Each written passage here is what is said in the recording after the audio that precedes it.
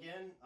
Today's video is not going to be an actual installation video, but what I wanted to do is outline getting this Pioneer stereo installed into my NA Miata.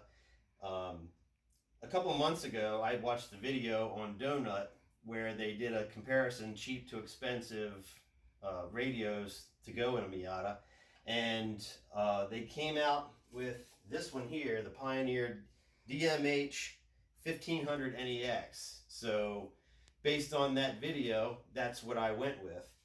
And when I got the unit, and this will probably apply to a lot of various different Pioneer units, it came with very basic install instructions, and because of that, it took me about an hour to figure out how the stock bracketry would go onto the sides of the radio in order for it to come out flush with the tombstone once it's installed with the tombstone on there.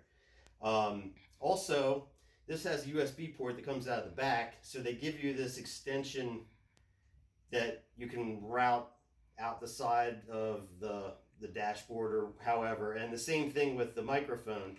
But I wanted it integrated in because once I got it aligned properly with the stock mounting bracket, I found that it left a gap at the bottom and it looked unsightly. So in order to fill that, I fabricated this small little bracket here. It's made out of aluminum. The dimensions are 3/4 of an inch. I believe it's an 1/8 inch, or not an 1/8 inch. Yeah, it might be an 1/8 inch thick. So it's 3/4 of an inch by 1/8 inch aluminum, and then I made it 7 inches long is how long it needs to be. And as you can see by these cutouts in there, this round cutout is for the microphone. As you can see how I have it routed over here. And this cutout is for where the USB is going to come to the front, so you don't have to route it out through the dash or however. So this kills two birds with one stone. What it does is it fills that gap, makes it look more professional. It brings the USB port up here to a spot right below the head unit, and it also does the same thing, giving a convenient spot to mount the omnidirectional microphone for your Bluetooth connectivity. And by mounting it down here, we're not going to get wind buffeting.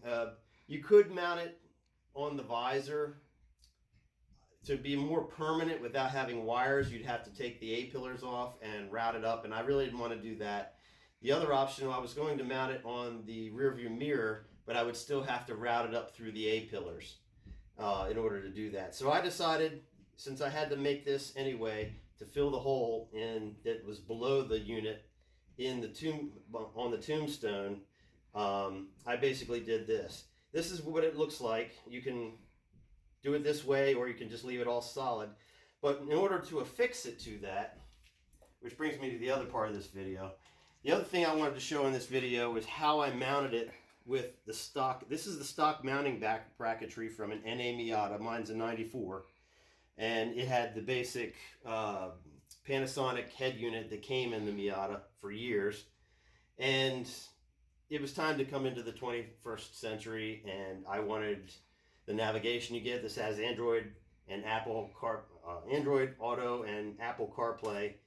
But anyway, I spent about an hour trying to figure out how to properly place this bracketry on here. The first thing that you need to do is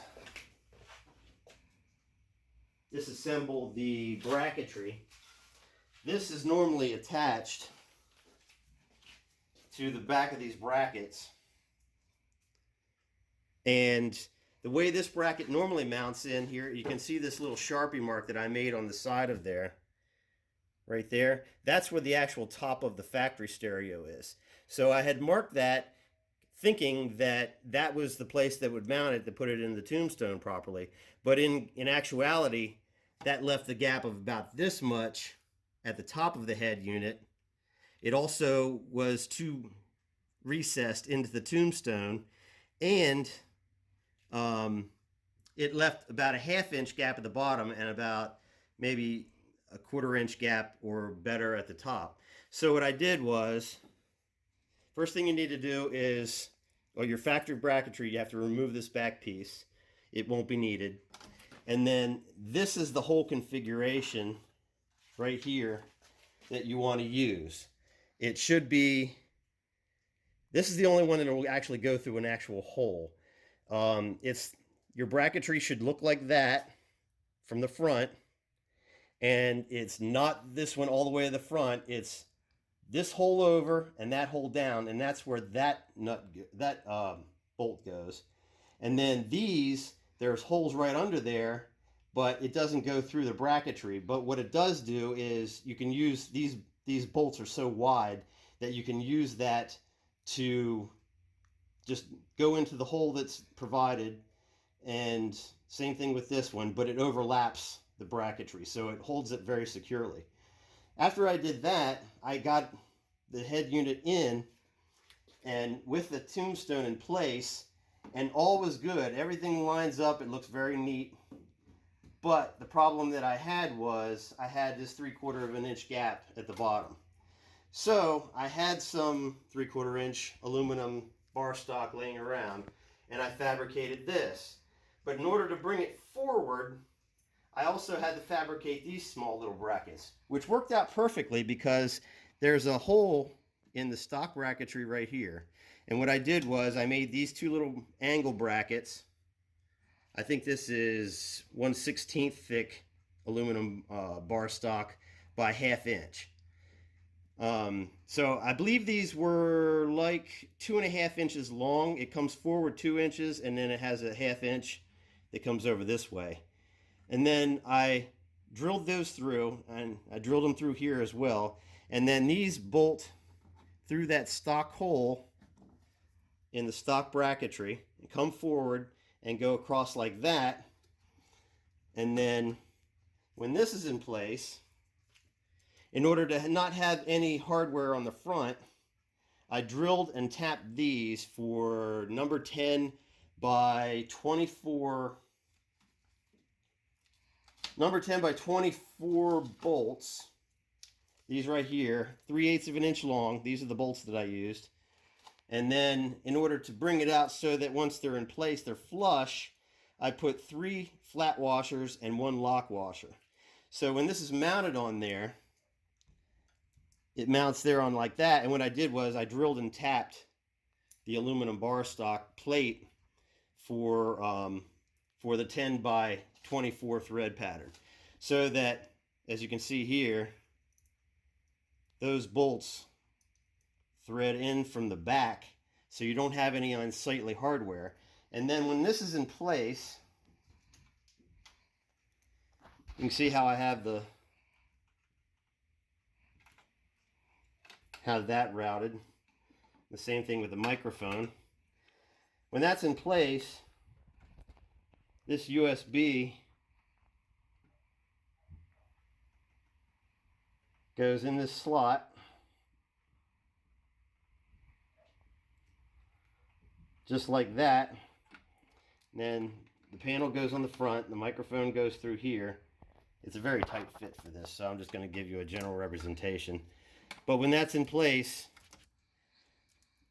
the bracketry holds because it comes down from the top like that, it holds the USB port up against the bottom of the head unit, and then these just thread in from the back.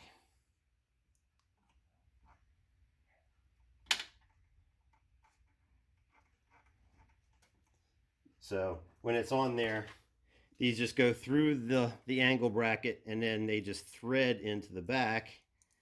And when they're on there with the angle bracket in place, these are flush. So from the front, you'll just have the USB port here, and the microphone will come through here like that. On the thing about the microphone, I drilled this initially for 3/8 of a hole, and I ended up using a step drill when I did this, and when I did, it went from 3/8 to a 1/2 inch. 1/2 inch is too big. That won't fit in there with a friction fit. So in order to fix that, I ended up putting this on a piece of paper like this and putting JB weld in there and refilling the hole with JB weld. Then I drilled it back out to 3/8 of an inch and just enlarged it very slowly with a Dremel tool until it was the proper size to where this will just go through as a friction fit. So when it's in the dash, and I'll show you that here in a little while, once it's all put together, the microphone comes through here and the USB port goes on there, and then that fills that gap at the bottom of the tombstone. Okay, you can see now that we're back in the car, and we now have the head unit with the space filler attached. You can see there's your USB port, which moved to the front, which is more convenient than having, normally you would just probably run it down from behind the dash and just have it dangling there. But then I was still faced with having this 3/4 of an inch gap down here in the tombstone. And you can see here, I have the microphone's been added. It looks a little wonky sticking out that far, but you're doing that in order to have these slots. That's sticking out as far as it is because you need to have these slots so it's more of an omnidirectional microphone so it picks up more properly. It would have been neater if I had it flush with the mount, and you could, but you're not going to pick up. It's an omnidirectional microphone, which means you need to have these little slots in the back exposed. It won't be so obvious once the tombstone's in place. But this is how it'll be when it's mounted. It's not, I don't have the actual wires hooked up yet, but this is how it will be mounted when it's mounted permanently. I still haven't taken the plastic off the face yet. I'm going to wait until I have it completely installed before I do that. All right, now we can take our tombstone, and you can see with the positioning, way I have it on the stock bracketry, and with this filler device in place, how well it lines up.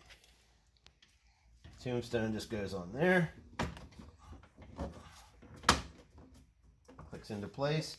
And now, come around the back here. Now with the tombstone reinstalled, you can see here the gap is filled, and it looks much more professional than having a 3/4 of an inch gap down here at the bottom. It also gives you a place to mount your microphone, and it brings your USB port right up here to the front. As I said before, this would look a little bit more flush if it was just the end of the microphone sticking out, but then you don't get the omnidirectional microphone effects, which is what you want when you're going down the road and talking on your phone. You want it to be nice and clear. It would actually, once the rest of the console's installed, it will be even less intrusive. And that's basically it. That's basically the video. I just wanted to give this instruction because they don't really tell you what holes to use on the Pioneer in order to mount it so that it's flush and looks proper, looks like professionally installed in the dashboard of an NA Miata once the tombstone's in place. But as I said, you know, this is a very simple thing to construct. It's just made out of some bar stock of aluminum, and it fills the gap. It brings your USB port to the front and brings a convenient place to put your microphone without having to route the wiring all the way up through the A-pillars or mount it up here or on the rear view mirror. And with that, I'm going to conclude the video, and good luck with your install.